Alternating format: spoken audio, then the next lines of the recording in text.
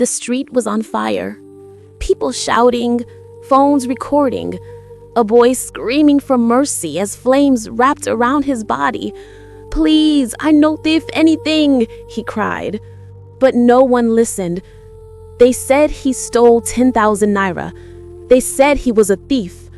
They said justice must be done. And when it was over, all that was left was smoke and silence and one truth that came too late. The boy was innocent. He was not just a boy.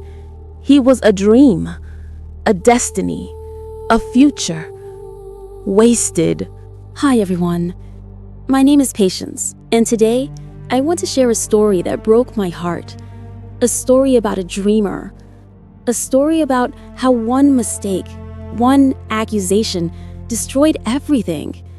It's called Wasted, and I hope when you hear it, you'll think before you judge. Night was falling over Ajegunle, that part of Lagos that never really sleeps. The street was alive with music and generators humming from every corner. Somewhere down the dusty road, a 19-year-old boy named Tobi Alade was walking home. He wasn't rich, he wasn't known, but tonight, he felt like a superstar. He had just performed at a small show inside a beer parlor called Club 45. The crowd had loved him. They clapped, they cheered, and for the first time, someone actually paid him for his music, 10,000 naira. He held the small brown envelope like it was gold. In his mind, he was already seeing the future, studio sessions, album covers, maybe even one day performing at the Headies. His eyes were bright. He walked barefoot because his shoe had torn during the show, but he didn't care. Every step was a rhythm. Every thought was a dream. He looked up at the sky and whispered, "God, I beg, just help me. I don't want too much, just one chance. I go make you proud." He didn't know that fate was already watching him, waiting to break him. Tobi walked past a small shop, and that was when he heard it. A woman's voice, loud and panicked. My money don't go! Somebody don't thief my 10,000 naira!" People rushed out from nearby houses.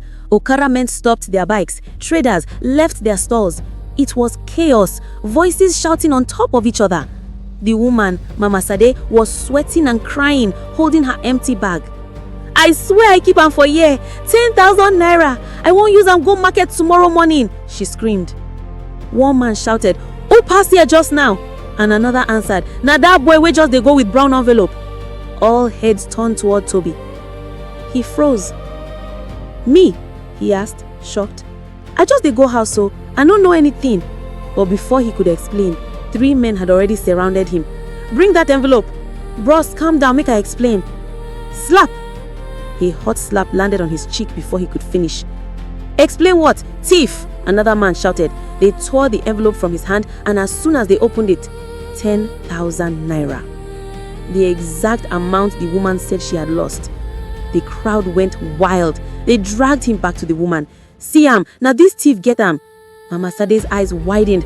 "Yes, now my money be that. See how God they catch thief." Tobi tried to talk, his voice breaking. "No ma, please, this one no be your money. I just performed for one bar tonight." Someone cut him off. "You dey sing, Abi? You dey sing with too money? You think say we be mumu for this street?" The insults started coming. Hands pushed him. Someone kicked him. A woman poured dirty water on him. Tobi looked around. No one was listening, not even the woman. "Mama, I beg you, I no thief anything. You fit follow me go the bar, they go confirm." "Keep quiet," she shouted, her face twisted in anger. "You go thief and still they talk nonsense." The crowd had already decided. They didn't need proof. They didn't need reason. All they wanted was blood. "Bonalk, Bonam," someone shouted. That one sentence changed everything. They dragged Tobi to the junction. Someone brought a tire from a mechanic shop. Another ran to buy petrol. A young boy recorded everything on his phone. Tobi was shaking, crying, trying to fight, but 10 hands held him down. "Please, I no thief. I swear on my mama head." "Lie," someone spat. Thief, no they ever talk truth. The crowd circled him. Faces everywhere. Angry, blind, cruel. The petrol soaked his clothes. He trembled as the smell filled the air. Please, I beg you now in God's name. His voice was lost in the noise. When the match was lit, time seemed to stop. He screamed as the fire touched him, screamed for help, screamed for life, screamed for mercy. But no one came. Because mercy doesn't live here anymore. By morning, the ground was black and quiet. Only ashes remained. People avoided the spot. The woman went home. The streets returned to normal, as if nothing had ever happened. But something died there that night. Not just a boy, but hope itself. 3 days later, Mama Sade was in her small kitchen. She wanted to iron her daughter's uniform for school. As she searched through her doll's school bag, she froze.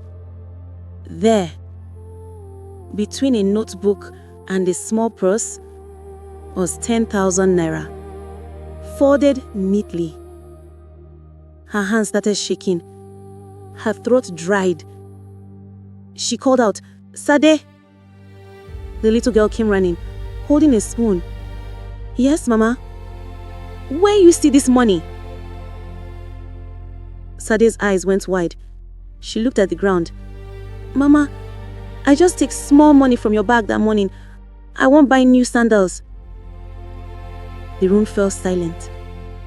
The woman's body went cold. She dropped the money and fell to her knees.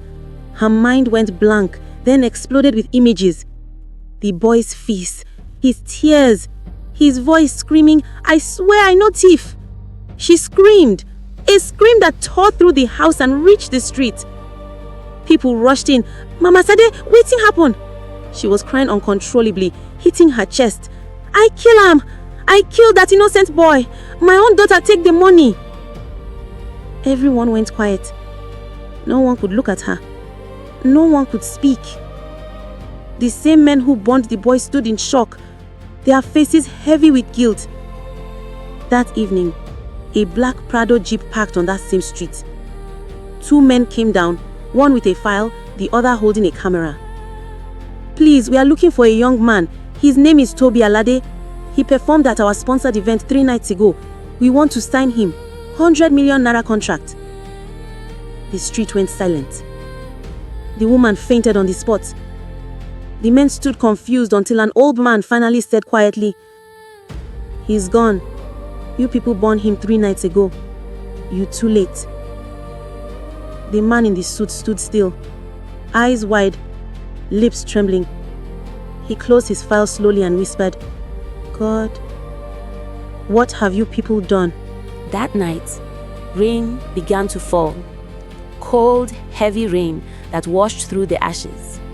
The street lights flickered as thunder rolled in the sky.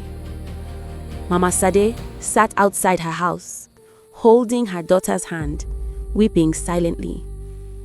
She whispered, "Tobi, I no fit sleep again. Forgive me, my pikin. I swear, I don't know." But only the sound of rain answered her. Somewhere far away, a radio played one of Tobi's old freestyle songs from social media. His voice was still alive, soft, beautiful, full of dreams. "Now from here I go blow." The song faded, the rain fell harder, and the streets remembered.